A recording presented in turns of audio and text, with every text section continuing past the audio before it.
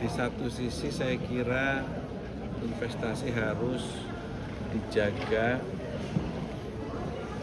bukan hanya oleh peraturan dan daya dukung yang memadai, ada peraturan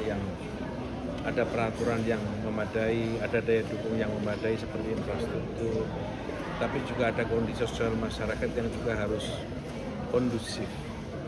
Tidak cukup masyarakat kondusif, tapi ternyata ada persoalan infrastruktur yang rusak sehingga mengganggu akses ataupun transportasi.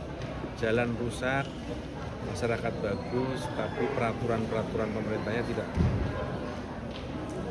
paralel dengan iklim investasi. Semuanya harus sesuai dengan iklim investasi. Jika ada satu, dua di antara hal-hal tersebut, tentu saja itu harus segera diselesaikan termasuk oleh kelompok kekuatan masyarakat atas nama apapun. Karena investasi adalah bagian dari hal penting yang menjadi instrumen bagi pembangunan ekonomi masyarakat. Pak Muzani, ini ada usulan dari Forum TNI bahwa meminta Pak Gibran ini dimakzulkan gitu. Ini tanggapan dari MPR gimana? Saya belum membaca itu, belum mempelajari itu dan belum membaca. Baru mendengar juga beberapa sekilas. Pak Muzani, Tapi melihatnya secara konstitusional dimungkinkan nggak sih ada bisa mengganti wapres? Ketika pemilihan presiden, yang kita pilih adalah calon presiden dan calon wakil presiden. Ketika dinyatakan menang, yang dinyatakan menang adalah presiden terpilih dan wakil presiden terpilih. Siapa yang dicalonkan? Ada Prabowo bersama Gibran Rakabuming Raka, ada Ganjar bersama Mahfud MD, ada Anies bersama Muhaimin Iskandar. Itulah calon presiden dan calon wakil presiden. Kita akan pilpres 14 Februari 2020. Ketika KPU menghitung suara yang dinyatakan unggul dalam pemilihan presiden 14 Februari 2024 adalah pasangan Prabowo Subianto bersama Gibran Rakabuming Raka, calon presiden dan calon wakil presiden.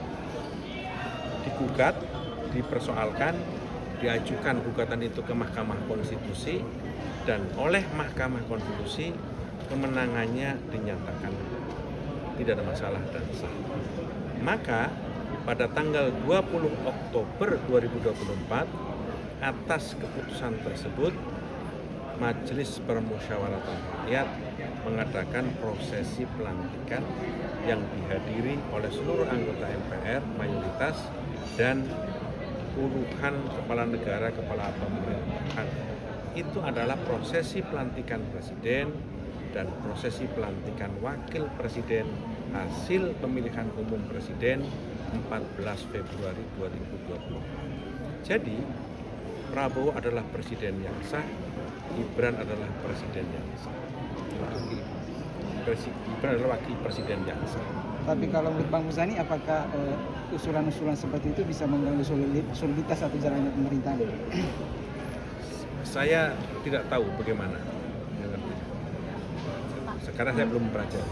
Pak, soal Pak Presiden mengutus Pak Jokowi untuk pemakamannya Paus Franciscus, itu ada alasan resmi nggak sih?